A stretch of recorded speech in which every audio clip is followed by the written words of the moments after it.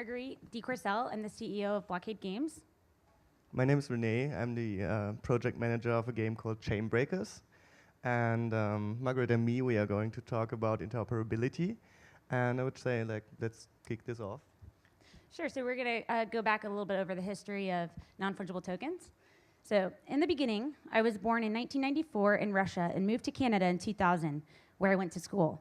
I happily played World of Warcraft during 2007 to 2010, but one day Blizzard removed the damage component from my beloved Warlock Siphon life spell. I cried myself to sleep, and on that day I realized what horror centralized services can bring. I soon decided to quit. Anyone knows who said that? Yeah, it was Vitalik. Exactly. So I first learned about the idea of colored coins back in 2013 when Vitalik Buterin wrote an article for Bitcoin magazine, and I was fascinated by the idea of having unique tokens. Basically, a colored coin is a Bitcoin with a unique identifier on it, so it's colored a little bit differently than the rest. So therefore, it can be separated and unique, so non-fungible. So it's something like a non-fungible token, but it was in an era before the term NFT actually exists, right? Yes, and from there, we continued in this space to just explore this idea. So then we had something called like a meta coin, and we saw examples of this with Counterparty, which was a layer 2 on Bitcoin, and with some projects you might be familiar with are Spells of Genesis and Rare Pepes. They were trading card games. Also, I think Rare Pepe was the first actual NFTs or pre-NFTs, which were user-generated. Can you maybe talk more about that? Right, so artists could participate from the community and be involved in the creation process of these unique assets. After this, so going back to, I made a tokenized game using Counterparty assets in 2014, and I had a bot watch a wallet, basically Counterparty wallets, and as tokens, unique tokens came in and out of the wallet, you gained access to a game application. So you could unlock levels, unlock secret doors or treasures according to which tokens you held, and you also were delivered these tokens based on your activity in the application. It was all automated. So one of the things that we found, though, was this was too much friction for a user, and it required too much app development that was rigid and brittle. So thereafter, the Ethereum community was beginning to kick off, and the idea of smart contracts really started to sink in. Yeah, I remember that that was when I jumped into this. So there was a new programming language called Solidity that enabled developers to write smart contracts, which are basically pieces of software that you can where you can interact with those new types of tokens, like those digital assets, and really write games or applications around this. And there are some very nice examples like CryptoPunks, CryptoKitties, Decentraland, Ethereum, Axis Infinity. That's currently the present, what's happening now or what happened last year. And from there, the two of us met in Hong Kong last year in summer and decided to basically make our games and our tokens interoperable. So maybe you can talk about that. Sure, and so one of the things that I found with smart contracts also is that this idea of token mixing, token crafting, you don't need to, for example, do the bot again. Now this is all happening with the smart contracts.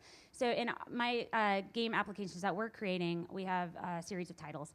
And they have their own functionality with the smart contracts, but then when they move to the mainnet, like Ethereum or anything EVM compatible, then they're going to be a standardized coin that will, 721, that carry metadata, and then could also then enter Rene's game, and from there, it could take on its own traits, but it will come back to the mainnet with something that I, again, can reinterpret in my game.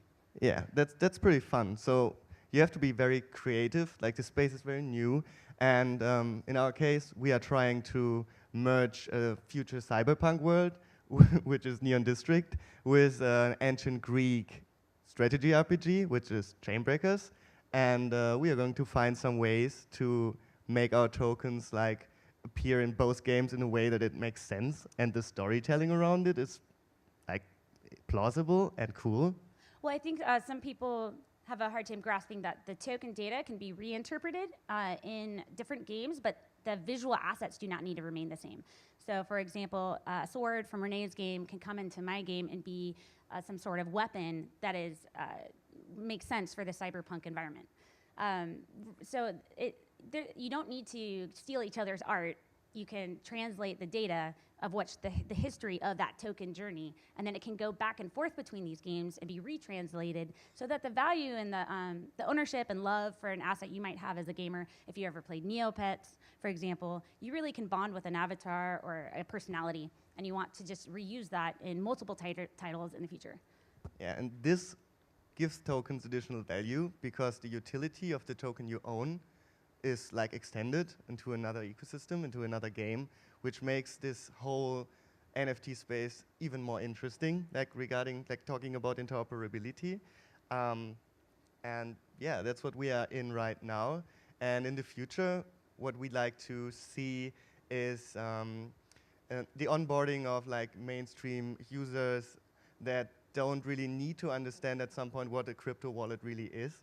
So there are services that provide login systems that are working conventionally with email address and password, and the whole crypto blockchain stuff is stored in the backend without the user even knowing to handle all this. So yeah. Right, in our tech demo Plasma Bears, which is basically the Neon District tech stack, we have done just that and baked in the login process, and the blockchain is all on the back end. It's completely abstracted from the user experience. But the game assets themselves are still non-fungible tokens. They can still craft with them. And then we're just opening up the gateway to make the mainnet transfer and also to introduce it in a very friendly cryptocurrency way so that users can have a soft introduction to this idea of digital assets and value creation. With that, maybe we should show the Neon District work in progress gameplay demo. Yeah, let's show it.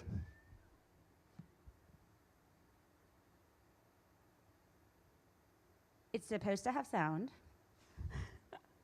So in this example, you can see these characters on the left. It's the game is Final Fantasy Tactics inspired. They're all non-fungible tokens. So your characters start out. You walk in, it's a freemium model to play. And then as you play the game, your characters increase in their abilities, traits, and become modifiable. Your gear is modifiable. You can craft with it, make new pieces. And then those assets can also be decomposed and reused in other creative ways.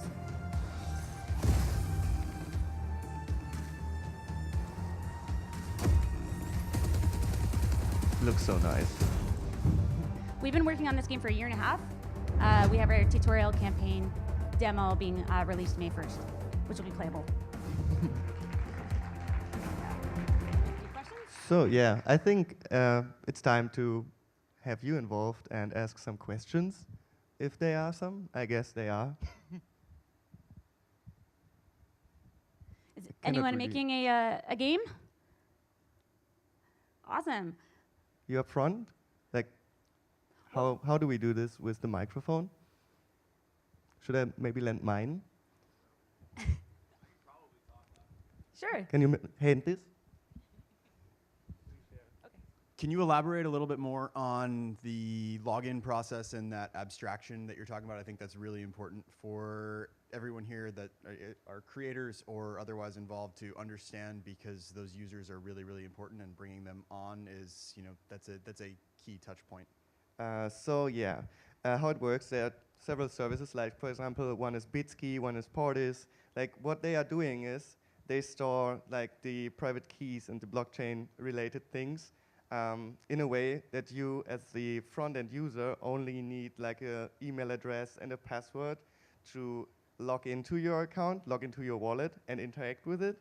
And also use this handshake to have full capability of moving around assets in this crypto space, in this blockchain space, and really interact with your NFTs in a way without having to store your seeds, having to take care that you don't maybe publish your private key accidentally. Like those platforms work in a way that they never show the private key like ever. So it would be interesting. I think today there will be other talks by people from Bitsky and maybe Portis. They will explain this in detail, and yeah. Another thing is non-fungible tokens can be purchased with cash, so you can have your fiat on-ramp. You don't have to even have crypto to start, which I think is a really important point. And then also you could pay for your transaction to the mainnet, for example. Just you want to put it on the marketplace is how you would communicate it and pay $1 for that fee to happen. And then on the back end, we take care of the batch transactions for all those players who would like to place their assets for sale. So there are really a lot of great solutions. Loom Network is another great sidechain solution that allows this sort of application user experience.